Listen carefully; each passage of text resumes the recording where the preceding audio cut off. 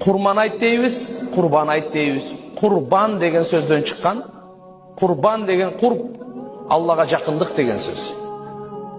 Allah'a жақындық деген сөз. Бұл күні Allah'a ең жақсы көрілген амал қан шығару. Қан шығару.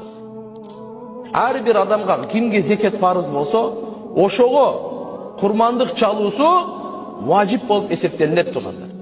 Демек, зекет кімге фарыз? 127.500 сомы бар кишиге құрмандық чалу важип милдетті болып қалады. Бұл сөзсіз чалып, ушунун бардық етін өзіңіз жесеңіз деле бола берет. Кембағалға берсеңіз деле милдеттүү емес. Туғандарға берсеңіз деле милдеттүү емес. Демек, бұны соғуы туғандар, Пайғамбар саллаллаху алейхи ва саллям айтады, Фатима, қызы Фатима айтады. Құрбандық чалғанда жанында тұр дейді. Құрбандық чалғаныңызда бұл ибадат. Бұл жөнөкөй күндегі сіз қой сойып жейсіз ғой, андай емес. Бұл ибадат туған, бұл ибадат. Бірінші қаны жерге түсер менен, ошо құрбандық чалған күнелер, кишinin барлық күнелер кечирилет дейді.